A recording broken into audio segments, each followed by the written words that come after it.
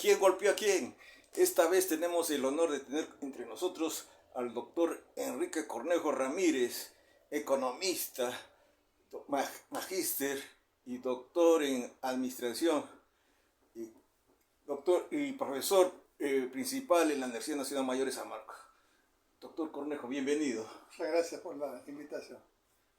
Usted que es un académico y también ha sido servidor público, ha sido ministro en diversas carteras en los dos gobiernos de Alan García. ¿Cuál es su diagnóstico general de la situación de nuestro país actualmente? Vivimos en este momento en un pequeño agujero negro de nuestra todavía precaria democracia y nuestro corto periodo histórico republicano. Esta situación es una situación que nos agobia por varios motivos. Creo que la crisis de valores es la primera razón por la cual estamos así. Y la crisis de valores tiene que ver con una muy mala educación. Creo que en las últimas 6 décadas hemos degradado la educación en el Perú. Y como consecuencia de todo esto y de los valores también venidos a menos, tenemos una situación de descrédito, de falta de liderazgo, de corrupción, de mucha mediocridad. Y esto en conjunto significa, yo le llamo un agujero negro del cual hay que salir. Pero yo soy optimista. En la larga historia de nuestro país, que no empieza ahora, que empezó hace 5.000 años en Caral, la gran civilización de Caral que solo nos compara y nos hace, digamos, contemporáneos con los egipcios, con los chinos, con los indios. Pertenecemos a ese grupo privilegiado de países civilización. Tuvimos 4.500 años de vida antes de que llegaran los españoles, 4.200 del antiguo Perú, 300 años de los incas. Y en esos 4.500 años supimos administrar nuestro territorio, respetamos la naturaleza, teníamos una extraordinaria capacidad organizativa, social, económica, vivíamos con tecnologías que para ese momento diríamos eran muy competitivas y sofisticadas. Y luego vinieron los españoles, con los españoles que nos trajeron también muchas cosas buenas. Sin embargo, esta política de manejo racional del territorio pasó a un segundo plano y empezamos con el corte longitudinal del Perú, costa, sierra y selva, cuando la naturaleza y el río, la cuenca, mandan que sea transversal. Los antiguos peruanos sabían muy bien esto y administraban el territorio sabiamente, nunca hacían viviendas en los valles, siempre proponían las zonas urbanas en las partes altas de las tierras areosas y los valles, que además la tierra era un dios, los cuidaba. La organización política estaba alrededor de la cuenca. Primera tarea del político de la época, 4.500 años, cuidar la cuenca. Segunda tarea, conseguir el alimento. Tercera tarea, organizarse para mejorar su nivel de vida. Y entonces así llegaron los españoles y nos cambiaron de una u otra forma inmediatamente y todo se convirtió en una suerte de salida rápida de oro y plata para que vaya a la metrópoli. Ese era el concepto. Y luego vino nuestra todavía adolescente o juvenil república. Ya Luis Alberto Sánchez decía en un título de los muchos que escribió, ¿no?, Perú, retrato de un país adolescente. Y es que la República Peruana tiene apenas, pues, ¿cuánto? 203 años. 203 años versus 4.500 o 4.800 años es realmente nada. Y esa situación, como sucede en nuestra vida, de suerte de, vamos a decir, de rebeldía juvenil o quizás todavía de esta suerte de posición adolescente, nos hace todavía estar con algunos pendientes en el Perú. Un pendiente en el Perú es reconocernos como peruanos. ¿Y qué somos los peruanos?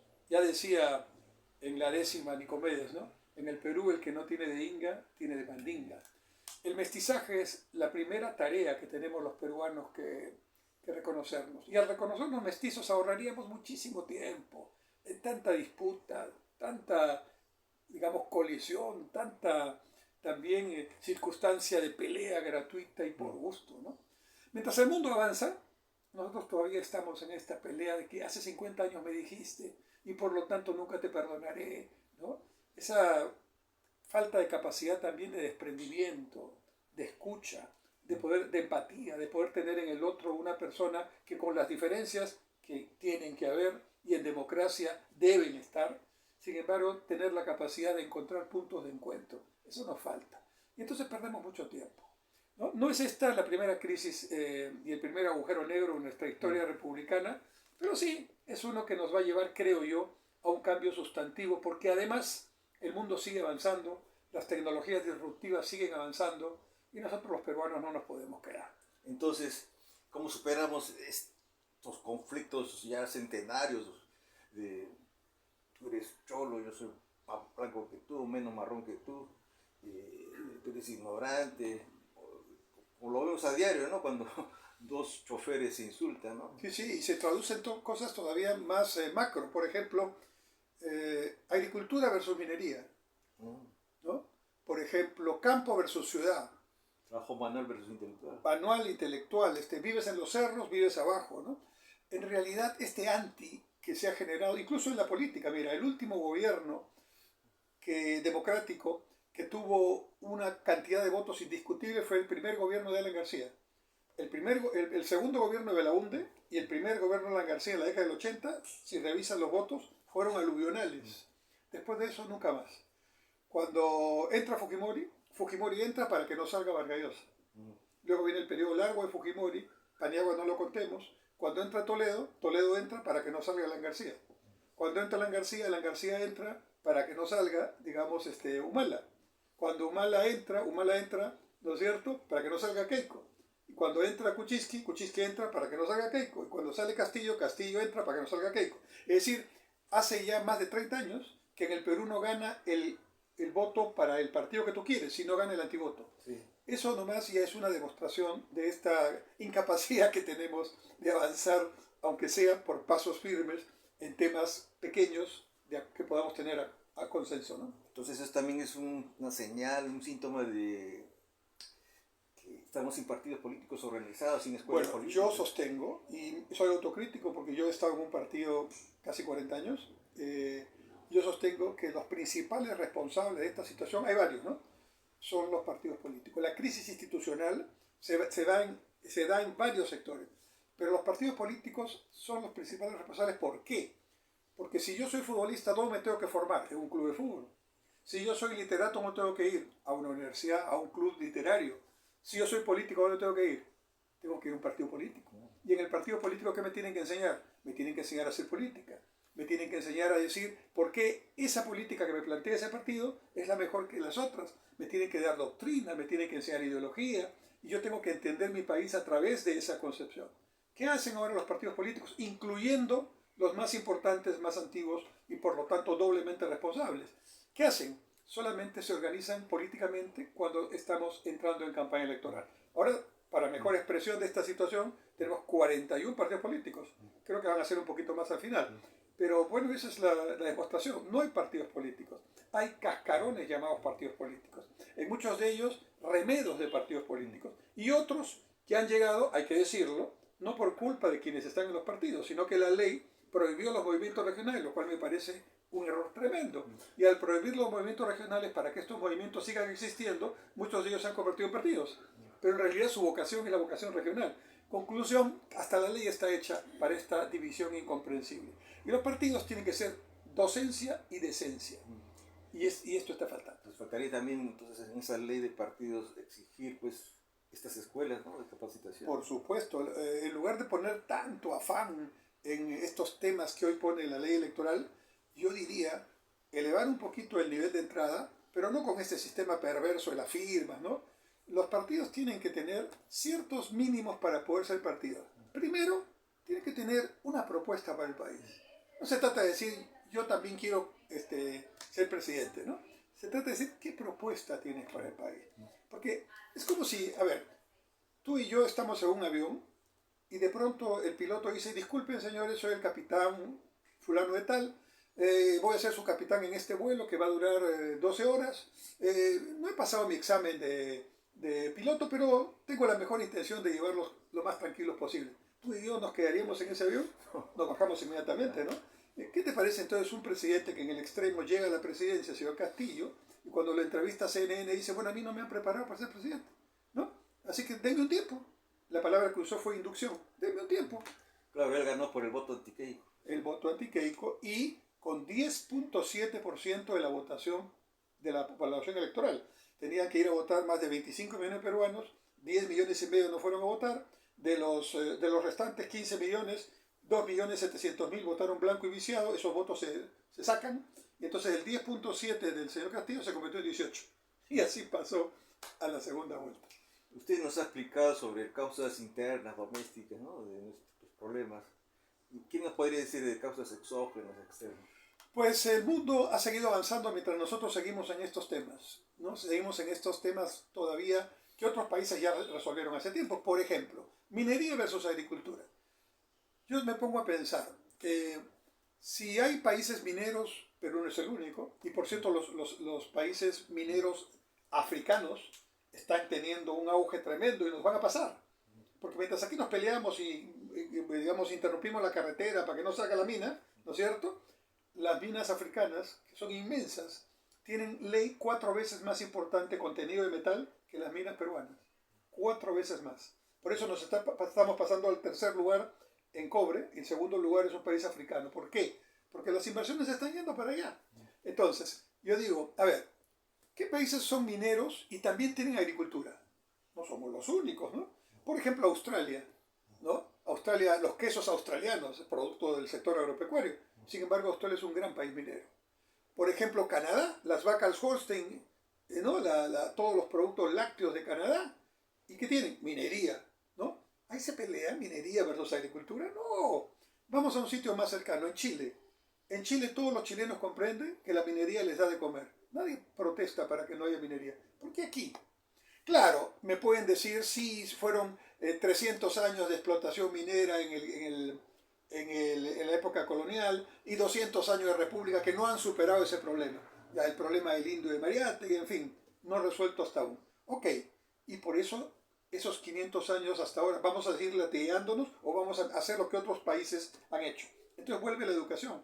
¿Dónde me tengo que enterar yo que Australia, Canadá o Chile han resuelto este problema? Estudiando, pues. ¿Qué estudian nuestros estudiantes? Hoy día les enseñan una modernidad que no entiendo. Se llama los ejes transversales de la educación. Por ejemplo, el eje del género tiene que ser explicado en todos los cursos. En el curso de geografía, el profesor de geografía tiene que explicar el tema del género. En el curso de historia tiene que explicar el tema del género. A mí me parece muy bien el tema del género, pero ¿por qué voy a dejar de estudiar con profundidad historia o geografía? Hoy día ves este programa de alto rating que hay en un canal de señal de televisión abierta, donde aparecen estos muchachos que son muy emblemáticos y son grandes influencers, ¿no? Tienen 4 o 5 millones de seguidores. Les hacen preguntas con balotario, ¿eh? Porque los hacen estudiar. Le preguntan quién es Bolognesi y se equivocan. No puede ser, pues. ¿Y qué hacemos con nuestros muchachos que están allí en la sierra o en la selva, con profesores multidocentes, ¿no?, que enseñan primaria y secundaria a un solo profesor? Los que tienen que recorrer largos caminos. Por ejemplo, a Daten del Marañón hay que ir 4 días de día, 4 días de noche para que el profesor vaya y dicte y regrese luego a cobrar su sueldo a la capital de la región. No, pues. O sea, esos temas básicos son los que debemos tocar. ¿Y dónde andamos? Como la mediocridad contagia, la mediocridad es muy contagiosa. Y cuando la mediocridad se junta con la corrupción, la mediocridad y la corrupción hacen una especie de bomba que es difícil de desactivar. Entonces, nuevamente, la educación, ¿no? Ahora, tú me dirás, la educación, pero eso nos va a tomar mucho tiempo. Tal vez, pero hay que empezar en algún momento ese tiempo, sí. ¿no? Con las tecnologías disruptivas como esta que estamos utilizando para la entrevista, hoy día podemos cambiar una generación en menos de 10 años. Doctor Cornejo Ramírez, entonces, según su perspectiva, ¿qué también influye en nuestro atraso, en nuestro subdesarrollo? Es decir, ¿qué causas externas a nuestro país intervienen para eso? Yo creo que las principales son internas, pero las externas tienen que ver porque el mundo está globalizado hace varias décadas atrás. Entonces, lo que ocurre bien o mal en algún lugar del mundo nos influye. Por ejemplo, el señor Trump. El señor Trump se le ocurrió poner aranceles a tutti libremente. ¿Ok? Para mí es un error tremendo para la propia economía norteamericana. O sea, el principal afectado con el arancel es un impuesto a la importación y encarece el producto cuando se vende al público. ¿Quién lo paga? El público, no lo paga el Estado. Entonces, cuando dice, te voy a poner aranceles, y está poniendo a los canadienses, a los mexicanos, a los chinos, a los europeos, ya nos tocará a nosotros también, ¿no es cierto? Entonces, inmediatamente el consumidor norteamericano va a tener precios más altos o no va a comprar eso. Pero resulta que lo que se vende a Estados Unidos es lo que Estados Unidos produce mal o produce o no produce. Por ejemplo, nuestros espárragos, cuando van a Estados Unidos, van noviembre, diciembre, enero, febrero, cuando allá no hay espárragos. Nuestros textiles son textiles mucho más buenos que los que incluso otros países venden en Estados Unidos, etcétera, etcétera. Sin embargo, yo creo que el mundo también ha generado una serie de condiciones donde lamentablemente este ansiado desarrollo sostenible que buscamos, ¿no?, a través de la famosa Agenda 2030 de Naciones Unidas, no está avanzando. Entonces la pregunta es, ¿cuánto de lo que el mundo nos da podemos aprovechar y cuánto nos está afectando? Recordando la disputa entre Mariátegui y Haya, ¿verdad? Estamos hablando de los años 20, 30 del siglo XX. Acuérdate que 20, 30 del siglo XX, apenas se había producido la revolución bolchevique en la Unión Soviética entonces, ¿no es cierto? Estaba la reforma agraria mexicana, la reforma de Córdoba universitaria, ¿no es cierto?, en América Latina, y esos elementos eran grandes impulsos para una revolución, un cambio fundamental, tanto a nivel intelectual como a nivel de las políticas públicas. Y entonces se hablaba del imperialismo, y ahí viene una curiosa discusión interesante, porque Lenin había escrito un folleto que decía el imperialismo fase superior del capitalismo. Aunque Mariátegui había señalado que ni calco ni copia, solo creación heroica, sin embargo, en este tema, Mariátegui, digamos que no entendió el tema desde el punto de vista de su aplicación al momento histórico que vivía Perú. Y Perú vivió un momento todavía mucho más atrasado. Aquí no había industria. Aquí se cortó la posibilidad de un capitalismo nacional en la época del Guano y del Salito y cuando vino la Guerra del Pacífico. Ahí quizás pudo estar ese impulso para que haya también una industria nacional con recursos y con capacidad que pudiera tener influencia en la vida política del Perú. Eso se cortó y tuvimos y tenemos, creo que hasta ahora, ese pendiente. Entonces, ella dice, no, un momentito, hay que entender el espacio-tiempo en el que se dan las circunstancias. El imperialismo en Europa tiene una característica territorial, se expande territorialmente. Pero resulta que aquí, por las condiciones en que vivimos, el imperialismo más bien sería la primera fase del capitalismo, no la última, como decía Lenin. Y se produce un debate intelectual, no solo entre Mariátegui y Haya, sino a nivel de todo el mundo, porque este debate realmente era la agenda de ese tiempo. Hoy día hemos pasado a otro tipo de imperialismo. Citando a un economista griego, es una especie de tecnofeudalismo. No es casual que la juramentación de Trump haya tenido atrás a 4 de los más importantes empresarios de tecnología del mundo, entre ellos Elon Musk, que es además su amigo y su asesor. No es casual que Xi Jinping esté también, se dice, organizando una reunión con sus principales inversionistas chinos en tecnología, entre otros Jack Ma de Alibaba, ¿no? Entonces, ¿qué es lo que está pasando? Ya estas industrias, estos grandes conglomerados, digamos que representados por la IBM, la Coca-Cola, ¿no?, la Dunlop, ¿no?, son ya industrias importantes, pero que ya han perdido peso. Ahora el peso lo tienen las tecnologías que hacen, digamos, el impacto en las comunicaciones, en la información. Estamos hablando, pues, por ejemplo, de Google, ¿no? Estamos hablando de industrias como Amazon, que son industrias tecnológicas, ¿no? El propio Tesla. Estamos hablando de ese tipo de actividades. Y este tipo de actividades no tienen regulación. Entonces estamos en un mundo global que, sin embargo, está desregulado en los aspectos donde está avanzando disruptivamente, o sea, sin ninguna lógica secuencial, violentamente. En algunos casos para bien, porque las tecnologías las podemos captar inmediatamente, pero en otros casos para mal, porque va partiendo de una situación, volvemos, de una educación inadecuada en el Perú. Entonces tenemos un montón de personas peruanas mayores de edad que no han tenido la suerte, no es su culpa, de tener una buena educación, y entonces no solo no comprenden lo que leen, a veces ni leen bien, pero si no comprenden lo que leen ya es un problema grave, pero el problema más grave es que no tienen pensamiento crítico sobre lo que leen, o sea, pensamiento propio. En otras palabras, si yo les digo que el Perú fue fundado por un marciano, me lo van a creer si lo digo con convicción. Y eso no puede ser. Entonces necesitamos una revolución educativa. Para mí es el inicio, la continuidad y el total de lo que tenemos que hacer. Pero para eso tiene que haber un partido que tenga esa agenda como prioridad. Y varios, diría yo. Y varios partidos. Sí. Porque en realidad la educación debe partir por una revolución. A ver, hablemos de la corrupción. Finalmente, la corrupción, ¿qué cosa es? Un acto a través del cual, por diversas formas, una persona o una empresa corrompe a un funcionario o a otro empresario, porque también hay corrupción entre privados. Ya. Ese acto de corrupción implica una ruptura fundamental de un valor, que es el valor de la honestidad, ¿verdad? ¿Qué tan fuerte puede ser para una persona ser honesto en medio de una circunstancia de valores todos, digamos, precariamente manejados, ni siquiera bien reflexionados? Entonces, una persona que tiene poder, no estoy justificando la corrupción, estoy tratando de explicarla en el contexto que tenemos. Una persona que, por ejemplo, tiene deudas, una persona que tiene problemas X, o una persona que no los tiene, porque también hay los que teniendo dinero entran a la corrupción. Es un problema de valor. O alguien que nunca ha tenido tanto dinero y pierde la cabeza por ejemplo. Tanto dinero. Entonces, el punto es, ¿cuánto tienes tú de firmeza para decir no? Para decir, aunque todos lo hagan, yo no lo hago. Ahí viene tu capacidad, viene la casa. ¿Cómo te formaron en el hogar?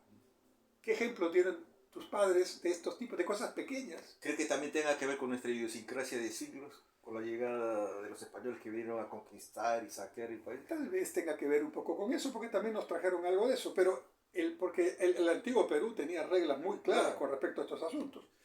Pero yo diría que también tiene que ver con un elemento fatal para la democracia y la institucional en el Perú, que es el dinero disponible en grandes cantidades, producto del narcotráfico en primer lugar y ahora de la minería ilegal. La minería ilegal, más o menos, son cifras estimadas, porque si las tuvieras exactas ya no serían ilegales, ¿no? Estarían registradas. A ver, entonces la minería ilegal más o menos genera 4.500 millones de dólares al año. El narcotráfico, 2.800 millones de dólares al año. La trata de personas, sicariato, extorsión, todos los elementos que atentan al ciudadano común y corriente, otros 2.000 millones de dólares. En otras palabras, solamente de los tres grupos más importantes, minería ilegal, narcotráfico y todas las formas de delincuencia de organizaciones criminales, tenemos entre 10.000 y 12.000 millones de dólares de negocio. Esos 12.000, 13.000 millones de dólares tienen que ingresar a la economía formalmente. Eso se llama blanquear la economía. Lavar. Y para eso utilizan una serie de métodos. El más fácil, ¿cuál es? Corromper. Y entonces crean empresas fantasmas, corrompen funcionarios, corrompen empresas privadas que se prestan para esto. Y esto es tanto el dinero que mira lo que está pasando en Patás. Mira, Patás es la demostración palpable de un Estado que ya ha claudicado. Hasta en este momento el Estado ha claudicado en Patás. ¿Por qué? La Sierra de la Libertad está tomada por la minería ilegal. No digo informal, la minería ilegal, la minería vinculada a organizaciones criminales. Han matado hace pocos días a 3, ya va una lista de cerca de 20, ¿no?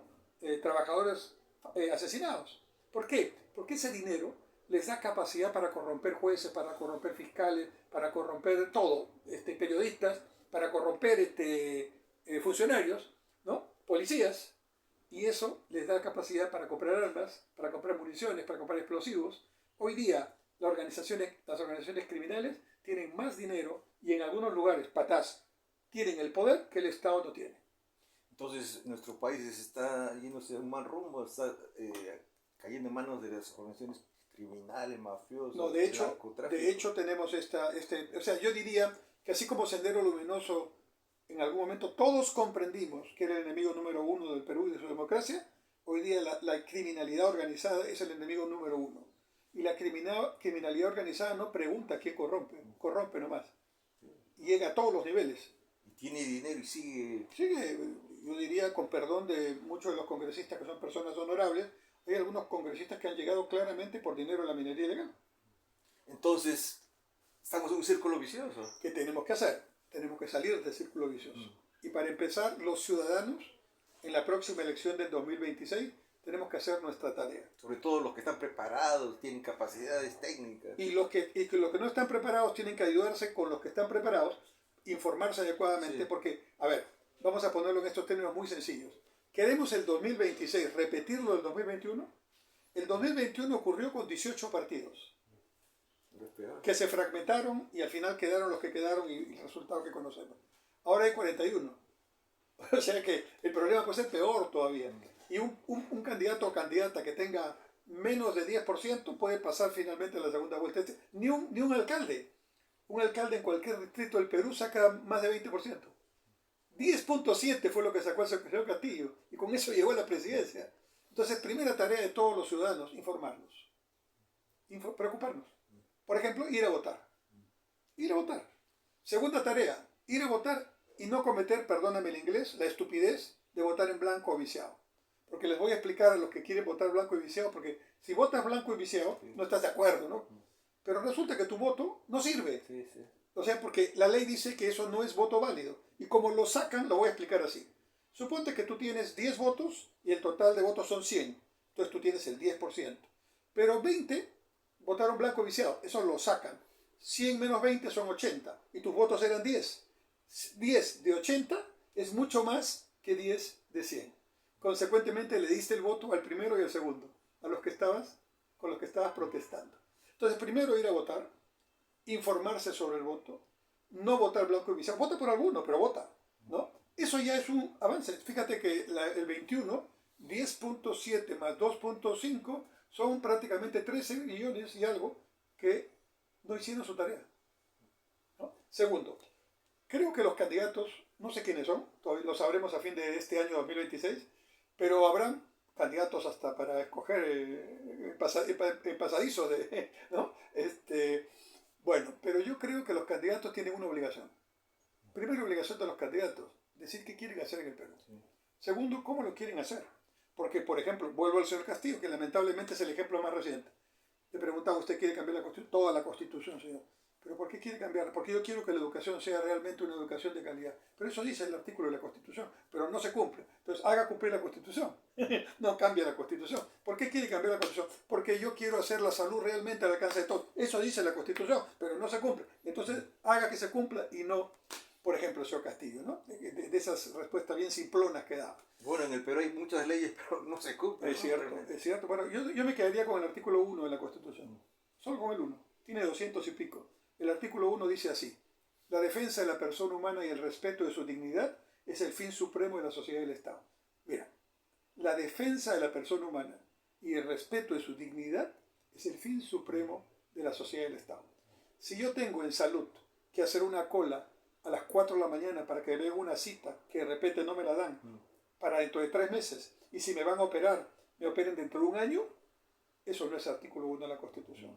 Si yo voy a un colegio público y no me enseñan, porque el profesor no está adecuadamente capacitado para enseñarme, porque los programas no han sido adecuadamente revisados, eso no es artículo 1 de la Constitución. Si yo voy y salgo de mi casa y me roban mi celular y el Estado no es capaz de hacer nada, eso no es artículo 1 de la Constitución. Si yo, que me he esforzado, he estudiado y tengo una carrera, no puedo encontrar alguna alternativa de empleo digna, eso no es artículo 1 de la Constitución. Si yo no tengo cerca de mi casa un wifi de alta calidad, ¿no? Para no decir en mi casa, eso no es artículo 1 de la Constitución. Así que ¿para qué me voy al artículo 2? Me quedo en el 1 nomás. Si todos los funcionarios públicos tuvieran en su cabeza el artículo 1 de la Constitución y le pusieran rostro a cada cosa que hacen, mejoraríamos mucho.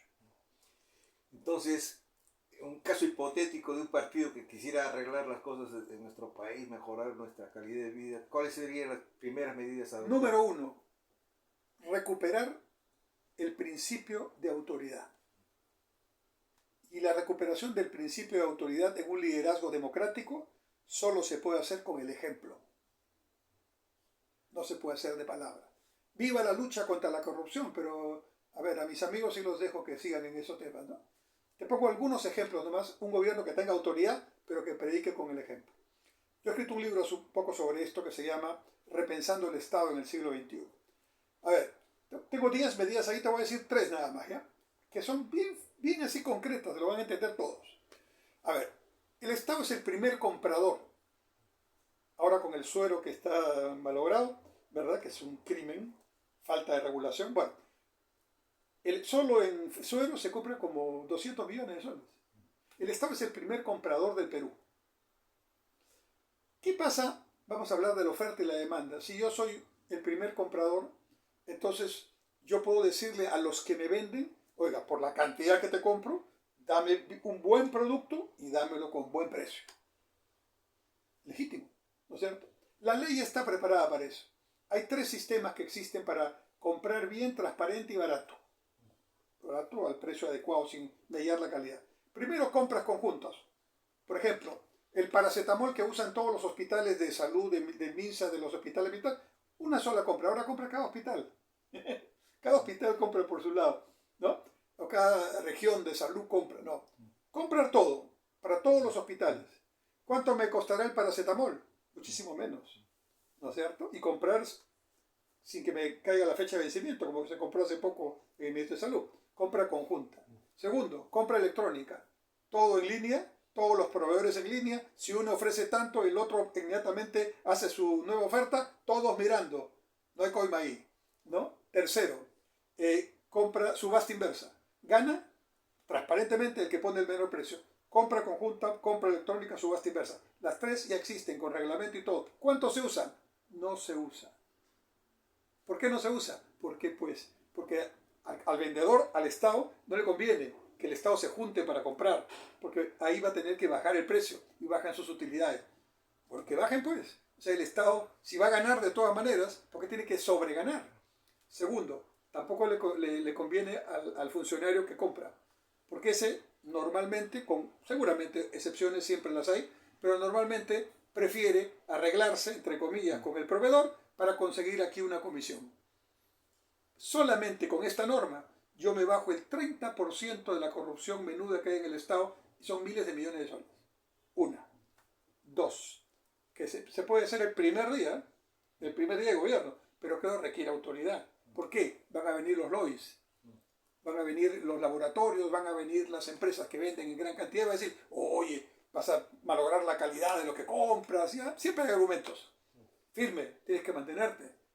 Ahí viene el temple de quien esté, ¿no es cierto? Segundo, ejemplo. A ver, buena parte de la corrupción menuda en el Estado está dada porque es complicado gestionar en el Estado. Entonces yo daría la siguiente norma en la primera semana de gobierno.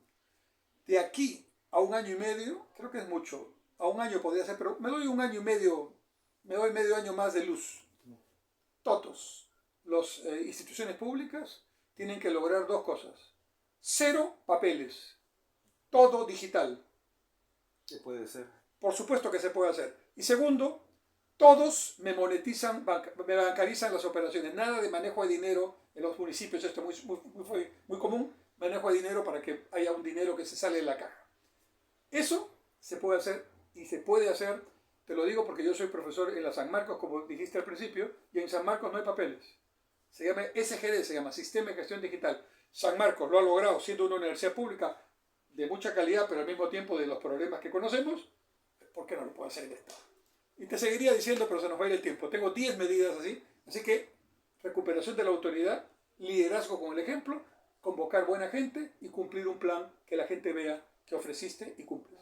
Doctor Cornejo, ¿hay esperanza para el Perú? ¿Qué les puede decir usted a los jóvenes que nos están escuchando probablemente?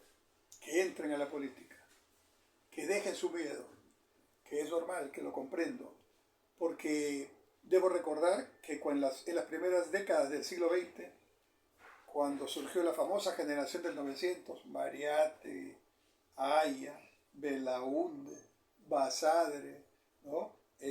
Vallejo, en todo, en el arte, en la ciencia, en la política, surgieron todos los líderes durante todo un siglo que dieron las pautas de lo que en nuestro país o hizo nuestro país. Ahora necesitamos que surja la generación del siglo XXI. Y ya estamos atrasados, porque estamos en la tercera década, pero es el momento. Que vayan sin miedo, que se documenten, que estudien, que revisen las cifras, que miren los casos, que viajen si se puede, y que luego de eso vengan aquí a su país y digan, ok, esto es lo que vamos a hacer.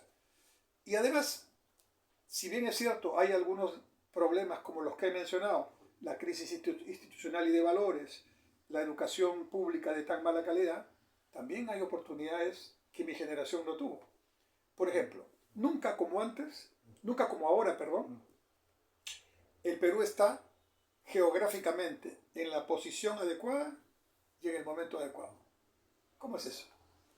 Durante toda la antigüedad, el comercio, la tecnología, el poder, incluso los temas de guerras, estaban entre Asia continental, Europa continental, el Mediterráneo y el norte de África, que era Egipto. Eso se llama la antigua ruta de la seda, dicha por los chinos. En el siglo XVIII, con la Revolución Industrial Primera, todo este ánimo pasó a Inglaterra y Europa. La fiesta, vamos a decir así, pasó del Mediterráneo al Atlántico. Todo el 18, 19 y 20, el Atlántico ha sido el punto de reflexión, de acción, de desarrollo tecnológico, de acción política, etc. Hace pocas décadas, la fiesta pasó al Pacífico. Por primera vez en la historia del Perú, 5.000 años, el Pacífico es el punto donde todo el mundo converge en intereses económicos, sociales, políticos, tecnológicos, geográficos, todo, estratégicos. Y estamos en el centro de América del Sur mirando al Pacífico. Por eso es el lugar correcto.